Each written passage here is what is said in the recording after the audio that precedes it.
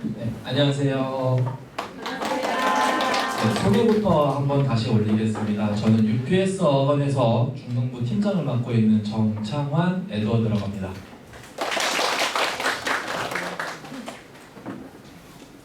네, 오늘 이렇게 많으신 학부모님들과 학생 친구분들 앞에 있으니까 기분 좋은 두근거림이 있는 것 같은데 설명의 순서는 앞에 나와 있다시피 1번부터 5번 순서대로 진행될 예정이고요. 제가 맡은 영어 전략 파트는 30분 정도 진행될 예정입니다. 바로 한번 진행을 해보도록 하겠습니다. 네, 영어 평가 방식 및 구성입니다. 우리 중학교 1학년이 되는 학생 친구들은 이제 처음으로 내신이라는 성적 산출 방식을 마주하게 될 텐데요.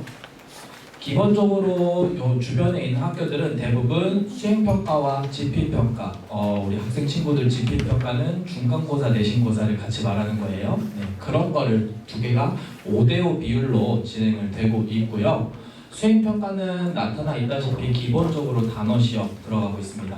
그리고 두 번째 서술형 평가라고 나와 있는데 교과서 본문을 기본으로 문장 배열이나 해석, 거의 암기를 통해서 진행이 되고 있고요. 그 다음에 말하기라고 되어 있던 스피킹 이 부분도 학교마다 조금씩 다르긴 하지만 기본적으로 학생이 3개 정도의 스크립트를 자기가 써오게 한 다음에 그것을 외워서 진행하는 방식이나 아니면 학교에서 3개나 5개 정도까지 스크립트를 나눠주고 그거를 외워서 진행하는 방식으로 테스트가 이루어지고 있습니다. 그리고 마지막 포트폴리오라고 되어 있는 부분은 이해하기 쉽게 설명드리면은 이건 태도 점수라고 보시면 되고 가장 낮은 점수를 차지하고 있어요. 그리고 지필평가는 학교마다 그리고 시험마다 난이도도 다르고 개수도 조금씩 다르지만 대부분 20문제에서 30문제 안쪽으로 문제 개수가 진행되고 있고 단어는 요즘 추세로는 영영풀이 이따가 시험지도 한 개씩 보여드리도록 하겠습니다. 그리고 대화문과 본문을 기초로 한 내용 파악 문제도 나오고 있고 가장 많이 나오고 있는 문제죠. 어법 문제 기본적으로 많이 출제되고 있습니다. 그 이후에는 변형 문제가 요즘 조금씩 나오고 있는데 중학교 때부터 변형 문제 빈칸초롱으로 많이 나오고 있어요. 요거는 이제 고등학교 올라가게 되면은 수능 때 연계된 모의고사를 풀면은 가장 어려운 문제가 빈칸초롱 문제거든요. 그러다 보니까 중학교 때 레벨에서부터 천천히 진행을 하고 있는 것 같습니다. 그리고 마지막으로 글의 순서는 글의 순서 및 삽입 문제까지 나오고 있습니다.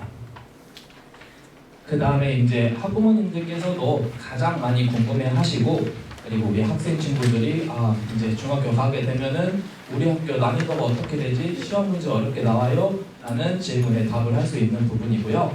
학교별 지필평가에 관해서 특징 및 난이도 설명드려 보도록 하겠습니다. 기본적으로 가장 주변에 많이 다니고 있는 원평중이랑 남성중에 대해서 많이 설명 준비를 했고요. 그 다음에 운동중도 추가로 준비를 했습니다. 혹시 이제 수곡중이나 청주 남중에 갈 그럴 기회가 있는 분들은 제가 이제 끝나고 질의응답 시간에 한번 질문을 주시면 간략하게 설명을 드려보도록 하겠습니다.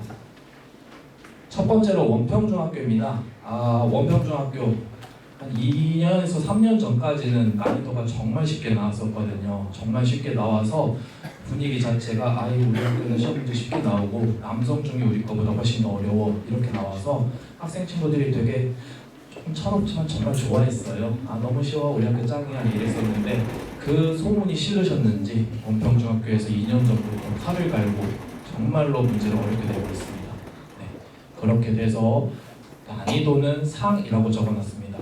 근데 다행스럽게도 중학교 1학년 때 보는 시험은요 거의 교과서에서 100% 나오고 있고 변형은 이루어지지 않습니다. 요거는 원평중뿐만이 아니라 주변에 있는 모든 중학교도 그렇게 진행되고 있는 것 같고요.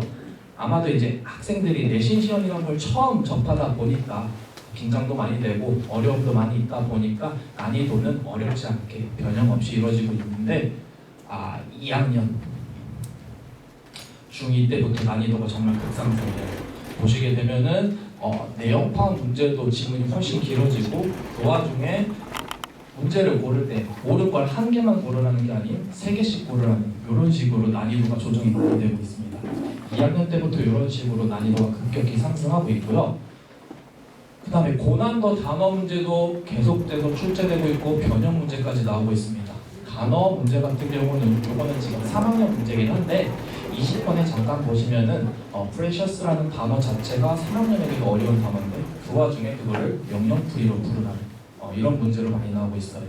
그리고 변형 문제 같은 경우는 18번, 19번 되어 있는 저 내용이 원래는 교과서에 있는 내용 그 자체인데 문제에 써 있는 저 두 줄짜리 내용은 아예 교과서에 없는 거예요.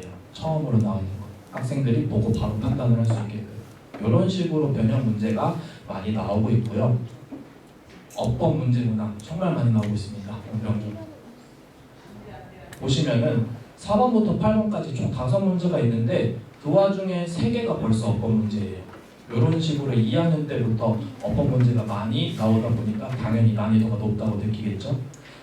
원평중 같은 경우는 평균 문제의 3분의 1 정도가 어법 문제로 나오고 있어요.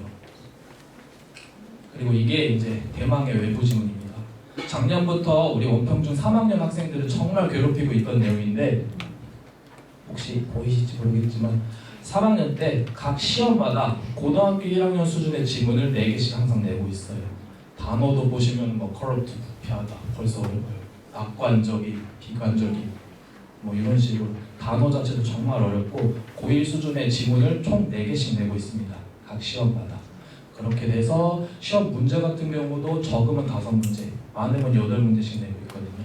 그렇게 되면 만약에 이 문제를 대비가 안 돼서 틀리게 된다? 60점 이상은 절대 나오지 않는 수준으로 나오고 있어요.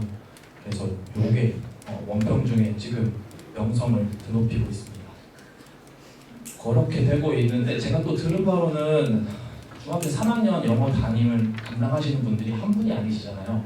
근데 한 2분에서 3분 정도 된다고 들었는데 한 분이 이제 고등학교에서 수업을 하시다가 잠깐 내려오신 것 같아요. 이제 인사이동이 이루어지니까 그래서 이제 너네들 어차피 고등학교 가면 이런 거 해야 돼 라고 좋은 취지로 준비를 해주신 것 같은데 3학년 학생들은 보면은 뜨악하고 선생님 어떻게 해요 이렇게 되는 거죠. 그리고 그 와중에 3분 중에 그 한 분 선생님은 수업 시간에 이런 거 설명도 잘 해주시고 해주신대요. 근데 나머지 2분 선생님은 제가 전에 듣기로는 그냥 이제 해석해 주고 너네가 알아서 한 다음에 해도 괜찮을 거야 라고 하시는 경향도 있더라고 하더라고요. 그래서 처음 봤을 때 이거는 학원이나 다른 어떤 기타 도움이 없으면 절대 애들이 맞출 수 없게 나오고 있고 난이도 자체가 그렇게 요즘 진행되고 있는데 우리 학생들 표정 풀어요? 괜찮아요? 여러분들 갔을 때 그 선생님 다른 데 가실 수도 있고 안 나올 수도 있으니까 괜찮아요. 네. 그렇게 되고 있어서 저희 학원에서는 이제 대비를 해야 되다 보니까 교과서 및 대학은 그리고 공문은 기본적으로 숙지를 할 수 있도록 항상 트레이닝을 시키고 있습니다. 네, 요거는 기본이라서 어느 중학교 내신 준비 때도 계속 강조를 하고 있는 부분이고 두 번째 아까 고난도 단어 문제가 나왔었잖아요. 항상 그러다 보니까 동의어나 반의어 그리고 영영풀이 훈련도 내신 준비 기간에 분명히 진행을 하고 있습니다. 그리고 이제 요거를 이제 모든 시험 때마다 항상 강조를 하고 있는데 한 2, 3년 전까지만 해도 중학교 1학년 때부터 3학년 때까지 모든 시험이 그냥 단순 암기만 해서 교과서 내용만 다 알고 있으면 최소 80점이었어요. 정말. 근데 2, 3년 전부터 남성, 원평 그리고 모든 중학교가 기조가 많이 바뀌고 있거든요. 그리고 코로나 시기를 기점으로 이렇게 많이 바뀌고 있어요. 그래서 이제 단순 암기는 절대 안 되고 암기는 기본이고 이해하고 적용을 할 수 있게끔 훈련을 항상 도와주고 있고요. 그 다음에 어법도 동일하겠죠, 그렇죠? 이해를 바탕으로 적용을 할 수 있게끔 내신 기간에 준비를 하고 있습니다. 그리고 원평중 3학년 같은 경우는 외부 지문이 출제가 된다고 하면은 고등학교 수준의 강의 열심히 할 수 있는 선생님들께서 항상 맡아서 진행을 해주고 있습니다. 그렇게 해서 원평중학교에 대해서 이렇게 설명을 드렸는데 제가 원평중학교를 싫어해서 이렇게 어렵게 하는 건 아니고요. 진짜 있는 그대로 말씀을 드리는 거고 학생 친구들한테도 그렇고 학부모님들께 꼭 당부드리고 싶은 말이 한 게 있는데 학교마다 시험 난이도는 항상 상대적이니까 다릅니다. 네, 그래서 남성중 같은 경우는 요즘 100점을 받아오지 않으면 잘 본 시험이라고 안 할 수 있는 그런 난이도로 진행이 되고 있는데 원평중 같은 경우는 80점 이상만 맞아도 정말 잘 봤다라고 칭찬을 할 수 있거든요. 하지만 이게 옆에서 이제 다른 학부모님들이나 얘기를 들었을 때 저쪽 남성중 친구는 100점 맞았는데 너네 80점이야 이렇게 하는 경우가 많아요. 알고 있습니다. 조금 아쉽잖아요, 점수 자체가. 근데 까고 보면은 훨씬 더 잘하는 경우가 많거든요. 그러니까 그런 거를 꼭 생각해 주시면서 하면 좋을 것 같고, 그래서 실제 예를 들어 보시면은 올해 1학년 말고 원평중 2학년과 3학년 1학기 중간고사 있잖아요. 2학년 같은 경우는 원평중 2학년 전체 평균이 50점이 나왔고요. 네, 3학년 같은 경우는 1학기 중간고사 때 60점이 나왔어요. 네, 원평중 전체 학교 학생들 평균. 그래서 이제 저희 학원 자랑을 안 할 수는 없겠죠, 그렇죠? 네, 저희 학원 다니는 학생 친구들은 80점 이상씩 다 맞아왔고요. 100점 맞은 친구도 분명히 있습니다. 네, 최대한 준비를 할 수 있게끔 도와주고 있으니까 학생 친구들 너무 걱정 안 해도 됩니다. 네. 그 다음에 이제 남성중학교입니다. 남성중학교 같은 경우는 난이도는 그래도 중상이에요. 이전에 어렵게 내던 기존은 그대로 유지는 하고 있지만 원평중에 비해서는 조금 쉽게 나온다라고 할 수 있어요. 중학교 1학년 때는 동등하게 교과서 내용 100%고 변형 없습니다. 있는 그대로 교과서만 외우면 무난하게 90점, 100점 맞을 수 있는 수준으로 나오고 있지만 2학년 때부터는 내용 파악 문제가 정말 가수로 나오고 있거든요. 한 페이지에 지금 6번부터 13번까지 있는데 전체 문제가 다 내용 파악 문제예요. 대화문을 읽고 이 내용이 옳은지 아닌지 골라라. 본문을 읽고 이 정답이 맞는지 아닌지 골라라. 내용 파악 문제가 많이 나오다 보니까 확실히 어법 문제보다는 내용 파악이 조금 더 학생들한테 쉽게 느껴지잖아요. 그래서 난이도가 상대적으로 낮다라고 느끼는데 그 와중에 어법 문제는 나올 때 정말 까다롭게 나옵니다. 변형도 나오고 있고요. 이유는 아마도 변별력 때문에 하고 있는 것 같아요. 어법 문제가 많이는 안 나옵니다. 한 3문제에서 많게 나오면 5문제 정도까지 나오고 있는 기조 때 2학년 때부터 나오면은 정말 어렵게 나와요. 네, 정말 어렵게 나오고 있고 24번 같은 경우를 보시는 게 이게 변형 문제인데 교과서 내용에는 아예 없는 내용이에요. 근데 학생들한테 던져주고 너네 그래도 이 정도는 알아? 라고 그냥 물어보는 학원 측에서도 절대 대비가 안 되는 수준으로 이제 나오고 있는데 뭐 이런 것도 수업을 충실하게 본 수업을 했으면은 맞출 수 있게끔 나오고 있습니다. 남성중. 그래서 동일하게 남성중 기본적으로 대화문 및 본문은 숙지할 수 있게끔 도와주고 두 번째는 남성중 본문 지문에서 변형이 가끔씩 이루어지기 때문에 변형 연습도 꾸준히 시켜주고 있습니다. 그리고 세 번째 학교 추가 자료 꼼꼼히 체크라고 써져 있는데 이거는 부모님들께 한 번 더 강조드리는데 특히 이제 자녀분들이 남자 학생인 경우 L자 파일이나 파일 홀더 있잖아요. 그거를 꼭 사주시면 좋을 것 같아요. 특히 남학생 친구들 학교에서 수업 시간에 프린트로 나눠주면 와 종이다, 와 진짜 버리자 이렇게 돼요. 근데 남성중 같은 경우는 영어랑 과학 그리고 수학 그리고 국어까지 주요 과목은 프린트를 정말 많이 나눠주고 있고 거기서 시험 문제가 꽤나 출제가 많이 돼요. 그러다 보니까 학생들이 반강제적이라도 잘 갖고 다닐 수 있게끔 그런 거 준비해 주시면 참 좋을 것 같고요. 그 다음에 마지막으로 동등하게 단순한 게 아니라 EMA 전형을 할 수 있게끔 계속해서 도와주고 있습니다. 그 다음에 이제 운동중학교예요. 요즘 또 운동중학교로도 가는 학생들이 많이 나오고 있어서 준비를 해봤고요. 특히 이제 요번 중학교 신청을 하셨을 때 일진학에 원평중을 쓰는 학생 친구들은 일진학이 안 될 가능성도 꽤 높아요. 왜냐하면 방송 쪽에서 원평중이 가능하기 때문에 원평중이 많이 몰려 있거든요. 그래서 작년에도 원평중 일진학 쓴 친구들이 상대적으로 2, 3진학으로 간 경우가 조금 있었어요. 반대로 이제 남성중을 쓴 친구들은 1진에서 거의 다 됐고요. 그렇게 됐는데 원평중은 조금 다른 2, 3진학으로도 갈 수는 있겠거나 라고 가능성을 열어두시면 좋을 것 같아요. 그래서 운동중도 준비를 한 거고요. 운동중 같은 경우는 다행입니다. 난이도는 중 가장 쉽게 나오고 있고요. 다르죠. 중학교 1학년부터 3학년까지 교과서 내용이 100%입니다.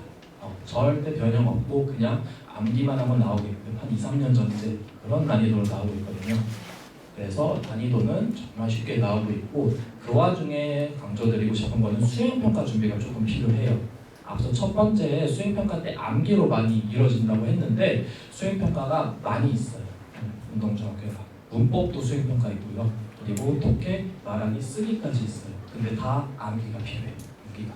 그래서 수행평가 준비가 조금 필요하다라고 말씀을 드리고 싶고 시험 난이도는 무난합니다. 변형 거의 없어요. 3학년 때까지. 근데 그 와중에 어렵게 나오면은 어휘 관련 문제가 나오고 시고가 조금 안 보이긴 한데 단어도 동등하게 명령풀이로 나와요. 요즘 모든 학교에서 아이들한테 단어 어렵게 해서 이거 별별로 좀 봐야겠다 하면은 단어도 명령풀이로 나와도 있습니다. 그래서 어휘 관련 문제를 이렇게 별별로 위주로 풀이하고 있다라고 설명드리고 동등하게 기본적인 거는 항상 챙겨주고 있고 운동중학교는 수행평가 대비가 중요하다 보니까 쓰기나 문법 같은 거 암기할 때 학원 측에서도 도움을 주고 있습니다. 그리고 주요 문법 내용을 활용해서 그 수행평가나 문법할 때 적용할 수 있도록 도와주고 있고 마지막에 어휘 내용 있죠? 어휘 내용 나왔을 때 조금 특이하게 운동중은 품사 구분하는 게 가끔씩 나와요. 네, 그래서 유의어나 반의어 그리고 품사까지 구분할 수 있는 연습을 계속 시켜주고 있습니다. 저희 학원에서도 원래 운동중을 다니는 학생들은 거의 없었는데 한 2년 전부터 한두 명씩 계속 꼭 있었거든요. 올해 같은 경우도 3학년, 2학년이 2명 이상씩 있고 그리고 이런 걸 통해서 말씀을 드리고 있다는 거 설명드렸습니다. 네, 그 다음 순서는 1학년 2학기 때 자유학기제 중요성 및 대비 방안입니다. 자유학기제 다들 들어보셨죠? 그죠? 우리 지금 중학교 1학년 되는 친구들도 아마도 2학기 때 자유학기제가 진행될 거라고 예상이 되고 있고요. 자유학기제 같은 경우는 과목별로 융합 수업도 많이 진행하고 그리고 영어 과목 같은 경우는 뭐 특별활동이나 외부 활동 아니면 체험학습 그리고 뭐 수업 시간 동안에 영화를 본다든지 아니면 조별 활동을 한다든지 이런 식으로 게임을 한다든지 이런 식으로 많이 진행이 되고 있어요. 다양한 방식으로 강의를 시도하는 건 참 좋은데 그렇게 진행이 되다 보니까 중요한 교과서 본문 내용 같은 경우는 약간 빠른 속도로 진행하고 꼼꼼히 진행 안 하는 경우가 많이 나오고 있습니다. 네. 근데 그러다 보니까 시험도 없어서 학생들 집중도가 떨어지는 건 당연하고요. 근데 안타깝게도 나와 있는 내용 중에 지금 1학년 2학기 때, 즉 자유학기제 때 배우는 내용이 투부정사 기본과 접속사라고 나와 있는 이 부분이거든요. 이 내용을 모르게 되면은 2학년 1학기 중간고사라고 되어 있는 관계대명사라는 내용을 절대 이해를 못해요. 이 연계되는 내용이 처음으로 들어가 있습니다. 학생들이 처음 배우는 개념, 투부정사나 접속사라는 개념이 이때 처음 나와요. 근데 자유학기제라고 와 재밌다, 학교 놀러 다니는 것 같다 이렇게 학생들이 만나면 계속 얘기를 하고 있거든요. 그때 당시 이런 식으로 진행을 하게 되면은 이제 2학년이 돼서 이제 공부 좀 해볼까 아니면 내신 준비 좀 제대로 해볼까 라고 했을 때 숨이 턱 막히죠. 선생님 관계대명사 배우는데 일단 뜻도 모르겠고 접속사가 뭐예요? 그 다음에 투부정사, 형용사, 부사주 용법이 나오고 있는데 투부정사가 뭔지도 모르겠어요 라고 하고 이렇게 되죠. 그렇죠? 그런 게 많이 발생을 하고 학생들이 항상 어려워하는 측면을 보이고 있어서 저희 학원에서는 첫 번째로 이제 이 시기에 베이그래머라는 자기주도 학습 프로그램을 활용하고 있습니다. 네, 약간 친숙하죠, 그렇죠? 요거 친숙하실 텐데 학생별로 아이들을 배부하고요. 그 다음에 학생별로 개인적으로 추가 문제풀이가 필요하거나 어려워하는 부분이 있으면 강의도 들을 수 있게끔 나와 있고요. 그 다음에 학생들한테 개인적으로 선생님들이 문제를 배부하고 문제를 푼 결과를 보고 피드백까지 줄 수 있는 프로그램을 활용해서 학생 교수는 최소화하려고 노력하고 있고요. 요거 같은 경우는 항상 이 시기 때만 진행되는 게 아니라 평상시에도 우리 학생이 이 부분은 어려워하네 하면은 그 부분에 대해서 약간 보충 수업하는 용도로도 많이 쓰이고 있습니다. 그리고 두 번째는 문법 인증제라는 걸 실시하고 있어요. 이 시기에 동등하게 앞에 안 보이실 수 있겠지만 투부정사예요. 투부정사네요. 1학년 2학기 때 자유학기제 때 어려워하는 그 투부정사 관련된 내용 같은 거를 학원에서 설명하고 강의를 한 이후에 중학교 1학년 전체 학생을 대상으로 동등한 시험 문제를 풀이시킵니다. 그리고 그거에 대한 결과는 급수로 1급, 2급, 3급 이런 식으로 나와서 피드백을 진행할 수 있게끔 이런 식으로 진행을 하고 있고요. 그 다음에 마지막 이제 학원 자체 학기말 평가도 딱 이 시기에 진행을 합니다. 이렇게 돼서 단어, 문법, 독해까지 다 모든 세 가지 과목이 이루어질 수 있게끔 진행을 하고 있고 이런 걸 진행하는 이유는 학습 집중도를 향상시키고 아이들이 긴장감이 빠질 수 있는 시기에 최대한 긴장감을 유지시킬 수 있게끔 하고 있습니다. 네, 그래서 자유학기제 다른 과목도 그렇겠지만 특히 영어 같은 경우는 이때 영어 공부를 놓게 되면은 다음 순으로 올라가지 못해요. 그러니까 정말 중요하다는 거 한 번 더 강조를 드리고 있고요. 그다음 마지막 상위권 진입을 위한 영어 학습 방향입니다. 요 파트가 제가 이제 설명회를 진행해달라고 전달을 받았을 때 학부모님들께 그리고 학생 친구들한테 꼭 전달해줘야겠다라고 처음으로 생각한 파트가 이 부분이에요. 네, 학원을 다니는 이유가 뭐 기본만 하자는 당연히 아닌 거고요, 그죠? 그다음에 상위권으로 올라가는 목표가 상당히 있을 거라고 생각이 돼서 요거를 꼭 진행을 하려고 했는데 이건 학부모님들도 꼭 잘 들어주시면 좋겠고 특히 이제 공부를 하는 당사자들은 우리 학생 친구들 있잖아요. 학생 친구들이 듣고 조금 사고 방식을 바꿔줬으면 참 좋겠습니다. 자, 첫 번째로 영어입니다. 영어는요, 일단 기본적으로 이제 사고 방식을 전환하셔야 되는데 학문, 즉 이제 수학이나 과학처럼 정해진 답을 찾는 게 아니라 다른 나라의 언어를 배우는 언어예요. 다른 나라의 말을 배우는 언어. 이게 차이점이 명확하게 나오는 부분이 여기죠. 이제 영어는 언어다 보니까 핵심이 이제 글의 주제와 흐름을 파악하고 그 다음에 그 주제와 흐름에 관련된 다른 문제를 물어봤을 때 다른 질문을 했을 때마다 답이 다 다르게 나와요. 그렇죠? 정해진 답이 없고 어떤 질문을 하느냐에 따라서 답이 다르게 나오는데 그 답을 추론할 수 있는 능력을 평가하는 게 영어입니다.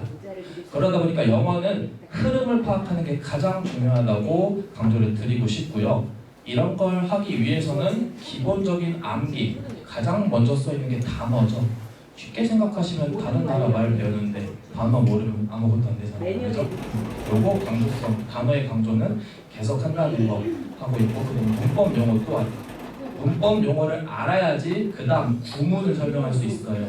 얘들아 이거 소댓 구문이야 아니면은 투투 구문이야 이런 걸 설명했을 때 쌤 그게 뭐예요? 이렇게 되면 설명이 딱 거기서부터 막히는 거예요. 구문이 막히면은 한 번 더 설명을 드리겠지만 독해도 바로 막혀요. 그렇죠? 그렇게 되니까 기본적인 문법 용어도 투부정사가 말씀하셨던 게 이 내용이구나 라는 알 수 있어야 돼요. 그 다음에 내용이 필요하다는 거는 계속해서 강조드리고 있고요. 그 다음에 이제 학습 속도보다는 내실이 중요하다고 쓰여져 있는데 첫 번째로 계속 몇 번이라고 강조해도 이상하지 않은 단어 학습을 강조하고 있습니다. 예, 알고 있습니다. 저희 유패서 학원 단어 지금 다니고 있는 학생들도 쉽지 않아 하고 있고요. 새로 다니고 싶어하는 학생들도 가장 권려하는 부분이 단어예요. 저희 학원이 조금 단어를 많이 하기로 유명하다고 알고 있고 소문도 들고 있습니다. 근데 요 단어를 강조하는 기조 같은 경우는 바꿀 생각이 전혀 없어요. 학생도 그렇고 저도 그렇고. 네, 단어는 정말 기본이 되고 지금은 만약에 안 하면 나중에 중학교, 고등학교 수능을 준비할 때 어떻게든 해야 되는 부분입니다. 그래서 최대한 할 수 있을 때 많이 하는 게 중요하다고 생각을 하고 있고 뜻과 스펠링만 강조하는 게 아니라 발음까지 강조를 하고 있어요. 특히 발음은 듣기 실력과 연관이 정말 깊습니다. 뜻과 스펠링 다 알고 있는데 이 단어를 들었을 때 발음이 어떻게 되는지 모르면은 알고 있는 단어가 듣기 문제에서 나왔을 때 뭔지 몰라요. 그래서 스크립트를 봤을 때 나 이 단어를 아는데 이게 왜 이렇게 들리지? 이렇게 되는 경우가 많이 있어요. 그래서 이제 학생 친구들도 공부를 계속하면 알겠지만 듣기 실력은 80% 이상이 단어 실력입니다. 네, 그러다 보니까 단어를 외울 때 1초, 2초 더 투자해서 발음까지 꼭 공부하는 거 습관을 들이셔야 하고요.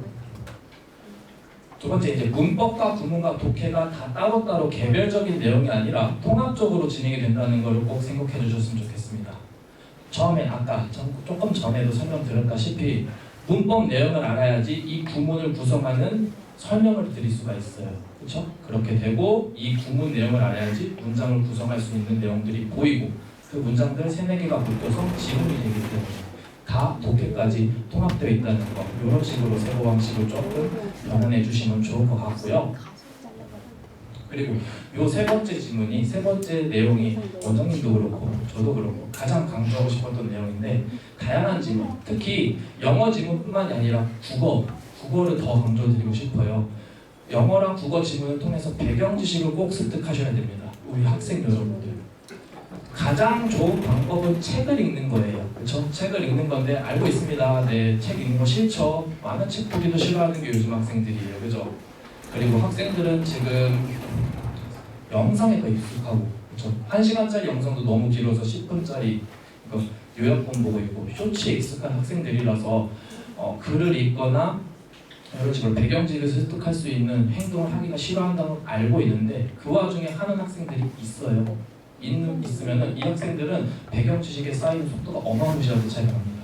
그리고 이 배경 지식이 쌓여 있으면은 영어뿐만 아니라 나중에 고등학교 갔을 때 국어 문제를 풀 때도 언어 영역도 요즘 정말 어렵잖아요. 네. 그런 거를 통해서 알 수 있다시피 다양한 질문을 통해서 배경 지식을 습득하는 걸 정말 강조드리고 싶습니다.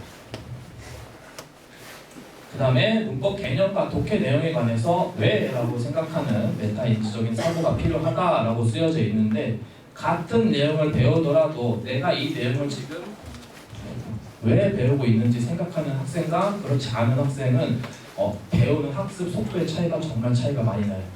네, 우리 학생 친구분들 질문하는 거 싫어할 것 같은데 한 개만 질문해 볼게요. 그냥 혹시 어법 문제 중에 투부정사랑 동명사랑 현재 분사, 과거 분사라는 걸 배워봤을 것 같은데 이 친구들의 공통점이 뭔지 혹시 알고 있어요? 라고 물어보면은 한 명도 대답을 안 하더라고요. 그죠? 그러면 조금 더 바꿔서 어법책을 보시다 보면은 방금 제가 말했던 투부정사, 동명사, 그리고 분사 파트는 똑같이 이루어져 있습니다. 순서가 절대 바뀌지 않아요. 그리고 그 다음에는 접속사가 나올 거고요. 접속사 뒤에는 관계 대명사가 나옵니다. 그 다음에 관계 부사가 나오고요. 그 다음에 조금 더 어려워지면은 가정법이라는 게 나오고 있어요. 이 순서는 어떤 교재를 바꿔놔도 거의 비슷할 거예요. 그 이유가 뭔지 혹시 생각해 보셨을까요? 네, 엄청난 정적 좋네요. 네, 앞에 있던 친구들은 동사를 기본으로 한 준동사라는 개념이에요. 투부정사, 동명사, 분사를 잘 뜯어보면은 기본 형태는 동사입니다. 주어, 동사. 들어보셨죠? 주어, 동사인데 동사는 아니에요. 그러다 보니까 동사랑 비슷하다고 해서 준동사는 개념으로 엮여 있는 거거든요. 그리고 접속사는 알아야지 관계 대명사나 관계 부사를 설명드릴 수 있다고 했고, 이런 식으로 내가 오늘 배우고 있는 내용이 투부정사인데 명사조 요법 잘 배웠다 끝 이렇게 하는 게 아니라 내가 이걸 지금 왜 외우고 있지? 투부정사인데 왜 명사, 형용사, 부사로 왜 나눴을까? 준동사라서 그렇구나. 준동사니까 명사처럼도 되고 형용사처럼도 되고 부사처럼도 되는 거구나 라고, 이런 식으로 조금 상의적으로 내가 배우고 있는 내용이 왜 배우고 있는지 라고 항상 의구심을 가지는 태도가 정말 중요하다고 생각합니다. 이거는 학생 친구들한테 꼭 강조하고 싶은데 정말 어려운 내용이에요. 솔직히 말씀드리면은 고등학생 친구들한테도 잘 적용이 안 됩니다. 하지만 하는 학생들은 분명히 있어요. 그 다음에 마지막입니다. 이제 인내심이라고 써져 있는데, 영어는 앞서 말씀드린 거랑 동일하게 언어 학습이다 보니까 단거리가 아닌 장거리 싸움이에요. 쉽게 생각하시면은 언어 실력의 상승 곡선은 수직선으로 쭉 올라가는 게 아니라 어느 정도 올라가면 항상 정체 기간이 있어요.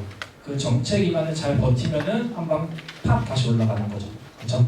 이런 식으로 진행이 된다는 거를 꼭 설명드리고 싶고, 그 정체 기간을 겪는 학생들은 100%입니다. 다 모든 학생들이 공부를 열심히 하는 학생들이면 쌤 열심히 하는데 성적이 안 올라요. 안 오르지. 아직 한지 2주밖에 안 됐잖아요.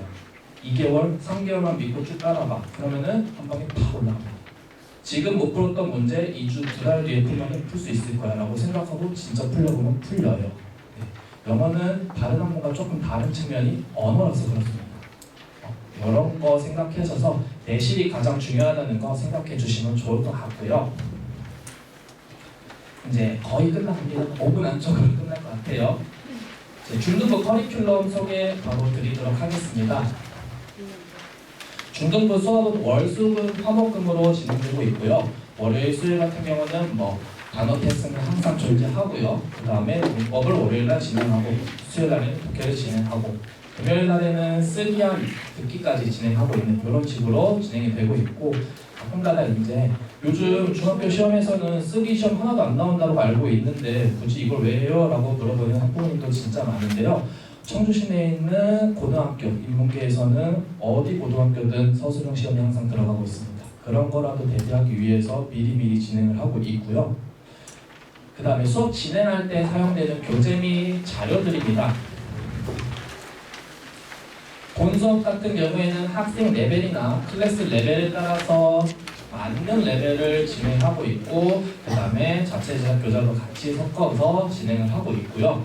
내신 대비 기간은 최소 3주에서 나누면 4주까지 항상 진행하고 있습니다.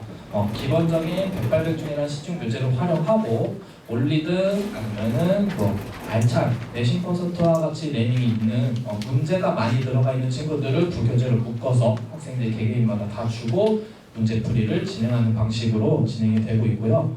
내신 기간 동안에는 1회에서 2회 정도 주말에 따로 추가 문제풀이 수업도 진행하고 있습니다. 이런 것도 설명드리고 싶고, 방학 특강에는 대부분 문법이나 밑에 있는 구문 수업처럼 학원 자체 제작 교재를 통해서 특강을 진행하고 있습니다. 마지막입니다.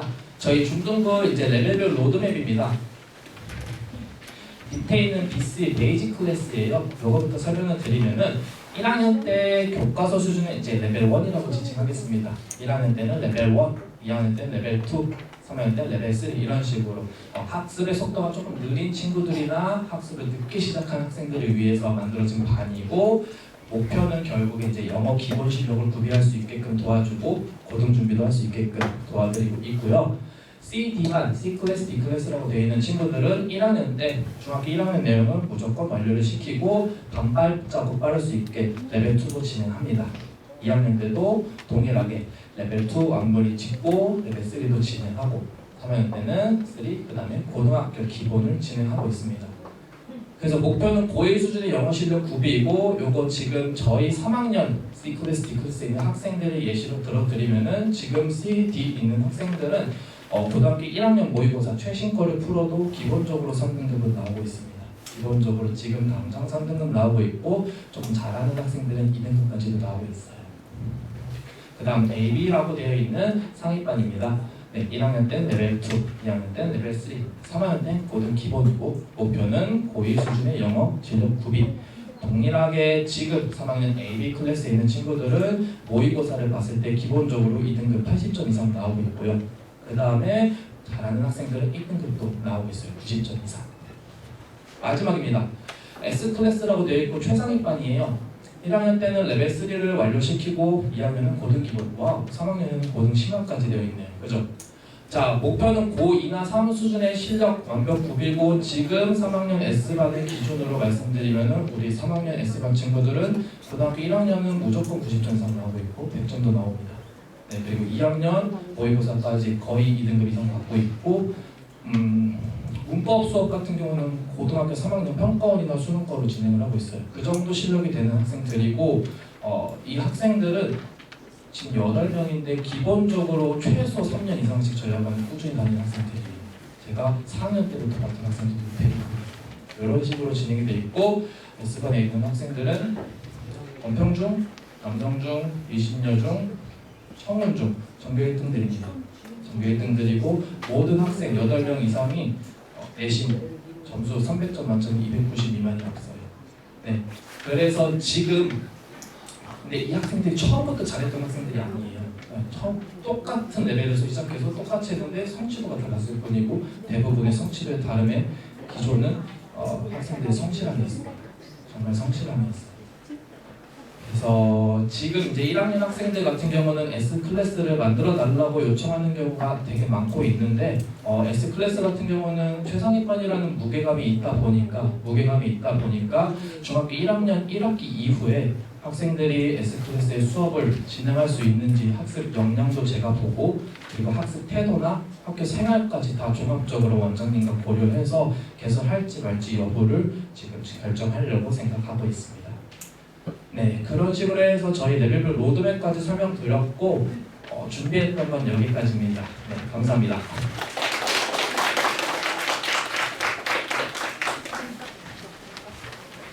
네, 저희 레이더 선생님께 박수 한번 부탁드리겠습니다.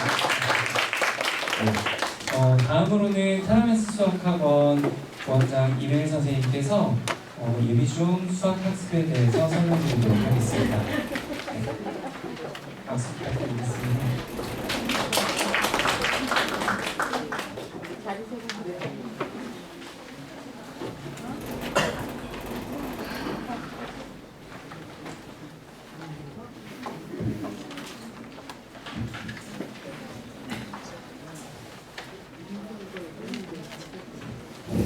반갑습니다. 테라메스 수학학원 부원장 임혜일이라고 합니다. 다시 한번 인사드리겠습니다. 오늘은 이렇게 귀한 거를 중요한 시간에 늦은 시간에 해주셨는데 저희가 어떻게 하면 중학교 입학해서 또 고등학교 진학해서까지 수학 하나만큼은 가지는 과목이 될 수 있도록 만들 수 있는지에 대해서 오늘 이번 얘기를 나눠보도록 했고요. 제목이 성공적인 중등 학습 전략이라고 있는데 다들 관심 많으시잖아요. 중학교 올라가면 생활이 어떻게 되는지, 수학은 어떻게 공부하는지. 당연히 강조 안 해도 수학이 가장 중요한 과목이라는 거는 인지하고 계실 텐데요. 그래서 그냥 차근차근 다 말씀을 드리겠습니다. 이제 보시면 이미 테라메스 다니고 있는 친구들 여기 많이 보이는데 그 친구들은 여기 선행을 이제 받았을 거예요. 그렇죠? 여기 중등 수학 목차랑 조금 비교를 해볼게요. 예를 들면 1단원 분수의 나눗셈, 2단원 각기둥과 각불, 3단원 소수의 나눗셈. 우리 부모님들 이 단원명 들으니까 어떤 생각 드세요? 할만하다라는 생각 들지 않으세요? 그렇죠? 우리 아이가 질문을 했어. 엄마 나 모르겠어. 그럼 왠지 내가 풀어줄 수 있을 것 같은 자신감 들지 않으실까요? 제목부터는?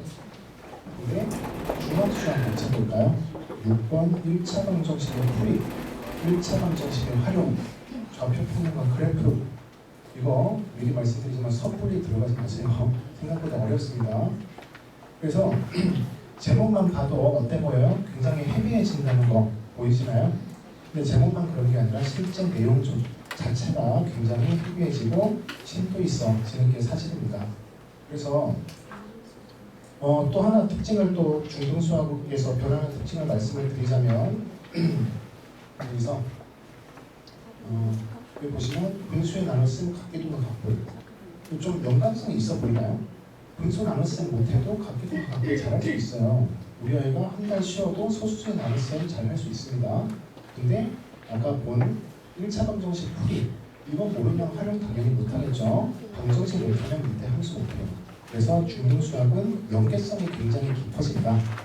그래서 굉장히 앞으로 오늘 동안 계속해서 강조할 텐데 중등 수학은 연계성이 굉장히 중요해서 한 번 쉬면 거의 이제 끝난다고 보시면 돼요. 뒤에 당연히 따라갈 수는 있는데 해야 되는 게 곧점으로 늘어나게 됩니다. 그래서 연계성 측면에서 중등 수학을 쉬면 안 되는구나 라고 일단 기본적으로 가지고 가셔야 될 것 같고요. 그러면 중등 수학이 이렇게 어려워진다고 하는데 어떻게 어려워지는지에 대해서 요약해서 좀 말씀을 드릴게요.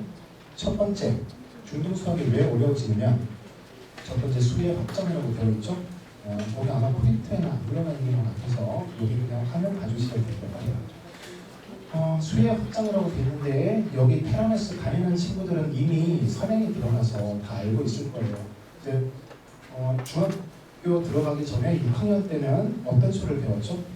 주로 자연수 아니면 간단한 분수, 소수 이런 것들 배우지 않았나요? 근데 선행해보니까 어때요? 바로 무슨 수가 나오죠? 정수와 유리수 그리고 음수 나오죠. 음수는 개념 자체가 보이지 않는 수인데 또 막 보이는 수처럼 잘 계산을 하래요.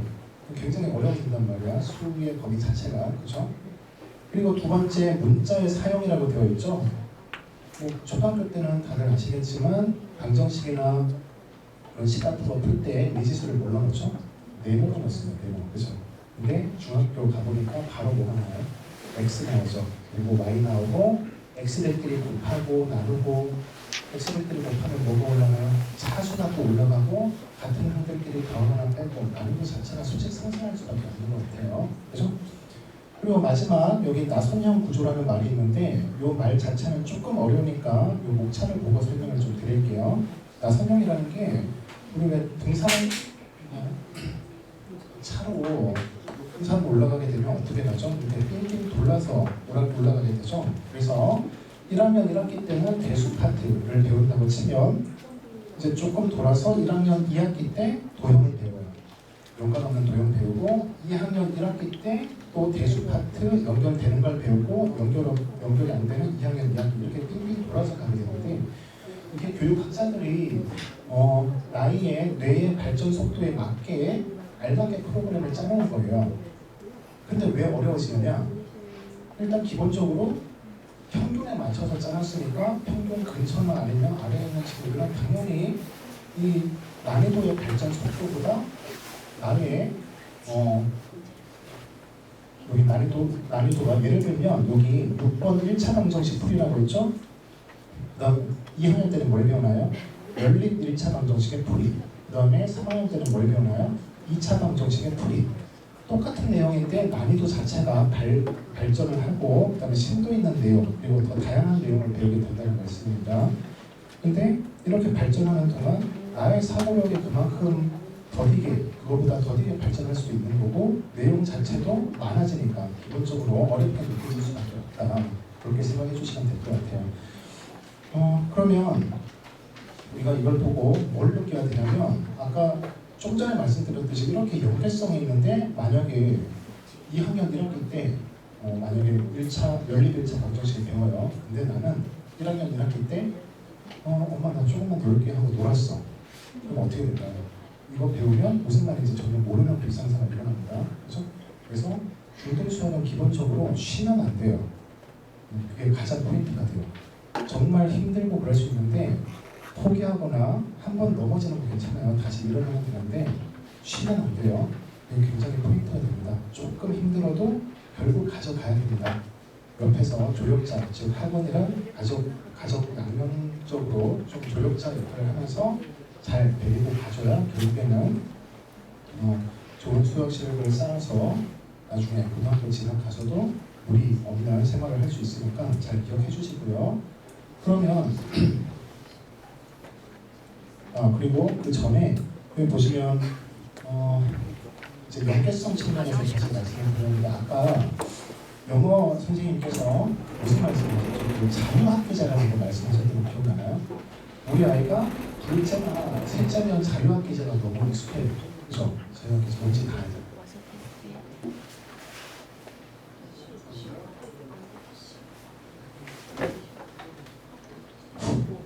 익숙한데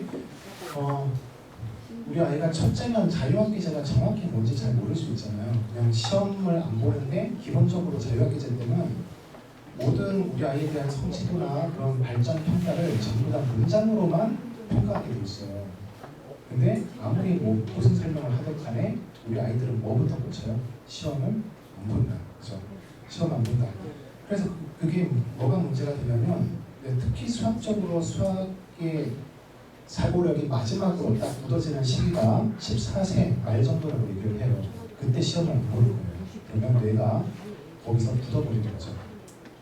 굉장히 조심하셔야 돼요. 그래서 만약에 한 10월 정도의 아이들이 조금 힘들어할 때가 있어요. 시험을 안 보니까 뭐라고 하냐면 엄마 나 2학년 때 진짜 열심히 할게. 한 달만 좀 쉬면 안 될까? 근데 지금부터 연습하셔야 돼요. 우리 아이들이 그렇게 말하면 그럼 안 돼 라고 말해주면 이렇게 사실 저도 저희 딸이 있는데 딱 6학년이에요. 여기 저희 딸 친구들도 몇 명 있는데 딱 6학년이에요. 그래서 사실 저희 세대 때면 우리 같은 세대잖아요. 부모님하고 그렇죠? 고생하시는 분들 계시는데 같은 세대일 것 같은데 조금 힘들어 아이들한테 강압적으로 하기가 좀 힘들잖아요. 그렇죠? 아이들 많이 들어줘야 될 것 같고 근데 단 하나 안 되는 게 자유하기도 쉬운 거 그거 정말 안 됩니다. 왜냐하면 그때 수학 학습을 어떻게 학습하느냐에 따라서 마라톤으로 치면 정확히 10km에서 15km 정도 차이가 나요. 정말 열심히 해놓은 아이랑 그때 쉬고 나중에 열심히 해야지 하는 아이랑 15km 정도 차이 나면 결국은 못 따라가죠. 그렇잖아요. 그래서 잘 기억해 놓으셨다가 거절하는 연습 저랑 함께 하시면 좋을 것 같습니다. 그래서 그냥 어렵다고 하면 끝인가? 안 되잖아요. 이거 설명의 의미가 없잖아요. 그래서 지금 몇 가지 그 어려운 수학을, 중간 어려운 수학을 어떻게 하면 좀 타개할 수 있을지에 대해서 원론적인 얘기를 좀 해보도록 할게요. 여기 보시면 수학 실력의 향상을 위한 4요소라고 되어 있죠. 기본적으로 첫 번째 뭐 계산력, 이해력, 논리력 하나 어디지? 하나 뭐 일단 나오겠죠. 4요소라고 했으니까. 그러면 왜 그럴 수 있잖아요. 막 집에서 너 수학 잘하니? 못하니? 그렇게 얘기할 수 있지만 얘는 이해력이 부족해, 논리력이 부족해 이렇게 정확히 말해줄 수 있으면 좀 더 좋지 않을까요? 그래서 수학 실력을 평가하는 4요소에 대해서 오늘 좀 얘기를 해볼 테니까 부모님들도 잘 기억하셨다가 아이들과 좋은 대화 해주시면 좋을 것 같아요. 이제 첫 번째는 계산력이라고 하는데요. 계산력은 솔직히 말해 뭐해요. 그죠? 계산력 당연히 중요하죠. 계산력은. 근데 당연히 많이 학원에서도 시키고 있고요. 근데 부모님들이 이렇게 생각하실 수 있어요. 계산 당연히 그냥 해야 되는 거고 어렵게 해야 되는 거 아니야? 라고 생각할 수 있는데 의외로 굉장히 많이 이렇게 중요해서 마지막 수학 점수를 가르는 누가 더 높고 누가 더 낮은가를 가르는 최대 요소가 계산 실수입니다. 둘 다 알아요. A 학생, B 학생 둘 다 아는데 A 학생은 100점 맞고 B 학생은 95점 맞아요. B 학생이 몰라서가 아니라 계산 실수에서 차이가 나는 경우 굉장히 많습니다. 그러면 계산력을 어떻게 키우냐? 일단 학원에서 시키는 거 열심히 하면 되는데 반복 학습에 대해서 부정하면 안 돼요. 어떤 아이들이 요리수 계산 굉장히 중요하거든요. 요리수 계산 지금 하고 있죠. 근데 주면 요리수 계산 또 해요? 일단 표정부터 안 좋아. 근데 그렇게 또 해요라는 말을 하려면 그 전에 완벽하게 다 맞으면 또 해요라고 반박할 수 있어요. 근데 하나라도 틀리면 다시 해야 되는 게 맞아요. 지금은 뭐 계산이 1학년 때는 3줄, 많으면 뭐 4줄 이 정도일 텐데 딱 고등학교 1학년 가면 평균적으로 6줄, 7줄로 올라갑니다. 계산이. 그리고 고등학교 3학년에 배우는 미적분이라는 과목에서는 한 바닥이라도 부르는데 노트 한 페이지에 계산해야 되는 문제가 수두룩해요. 근데 그거를 끝까지 포기하지 않고 해내려면 지금부터 습관이 굉장히 중요합니다. 계산에 지치지 마세요. 끝까지 잘 해내고 무조건 필요하다고 생각하시고 가셔야 됩니다. 그래서 보시면 계산력 반복 학습 굉장히 중요하고요. 두 번째는 이제 임계점이라고 하는데 임계점을 넘을 때까지, 임계점 아시죠? 수영할 때 내가 몸을 뜨는 그 시점 있죠? 몸이 딱 뜨는 시점. 그때부터 수영 이제 할 수 있잖아요. 앞으로 나갈 수 있잖아요. 그 시점까지 계속해서 계산력 연습하셔야 됩니다. 임계점 포기하지 말고 싫어하지 말고 그냥 받아들이자. 우리 6학년들 알겠죠? 중요하다. 그리고 두 번째, 이해력과 논리력. 제가 최대한 이제 뭐 교육학적 관점으로 간단하게 이해하기 좋도록 축약하는 거예요. 근데 이해력은 당연히 개념에 대한 이해를 말씀드리는 거고요. 논리력은 뭘까요? 그 이해를 한 내용을 바탕으로 문제에 적용하는 초능력을 말씀드리는 겁니다. 근데 이거는 이 두 개는 문제 그냥 많이 풀고 뭐 하면 되는 거 아니야? 그거랑 좀 다른 영역이에요. 무조건 전문가의 도움이 필요합니다. 전문가로 하면 뭐 저희 학원 같은 사교육을 말씀드리는 거겠죠. 일단은 어떤 식으로 이게 더 늘어날 수 있는지 보시면은 예를 들면 저희 학원을 예로 들어가지고 한번 말씀을 드리면 앞에서 선생님이 강의를 하겠죠. 근데 얘가 이해했는지 그리고 그걸 문제에 잘 적용할 수 있는지 그거는 선생님이 옆에서 1대1 첨삭으로 다 봐주지 않으면 사실 확인이 쉽지가 않아요. 아이들 다 이해한 표정이에요. 속으로는 뭐 집에 가서 마라탕 먹어야지 뭐 이 생각하고 있을 수 있는데 근데 겉으로는 이해한 표정이거든요. 그래서 수업 및 1대1 첨삭, 1대1 첨삭으로 필요한 부분, 부족한 부분 다 채워주고요. 그리고 옆에서 어떻게 하면 더 잘 적용할 수 있는지 스킬적인 부분도 당연히 잘 습득할 수 있도록, 잘 연결될 수 있도록 도와주겠죠. 옆에서 1대1 첨삭을 가지고 그리고 마무리, 확인 학습이라는 게 꼭 필요한데 저희 학원에서는 이걸 리뷰라고 하는데 좀 이따 이 리뷰의 중요성에 대해서 굉장히 강조를 좀 할 겁니다. 리뷰라고 하면 이제 확인 테스트라고 생각하시면 돼요. 이게 너무 중요합니다. 이게 그래서 이거는 좀 이따가 어떻게 반복되고 있는지 뭐 어떻게 학습하면 이들은 그 이해력, 논리력이 늘어날 수 있는지에 대해서는 좀 이따 다시 말씀을 드리고, 그럼 여기 계산력, 이해력, 논리력이 합쳐져 잘 버무려져서 나의 수학 실력이 늘어나. 그거를 우리는 이렇게 표현합니다. 마지막 4요소 보시면 알고리즘이라고 표현합니다. 알고리즘 많이 들어보셨죠? 유튜브 알고리즘. 그죠?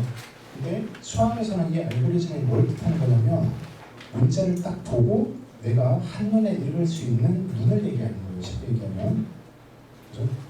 그 밑에 사진 보면 바로 이해되시지 않나요?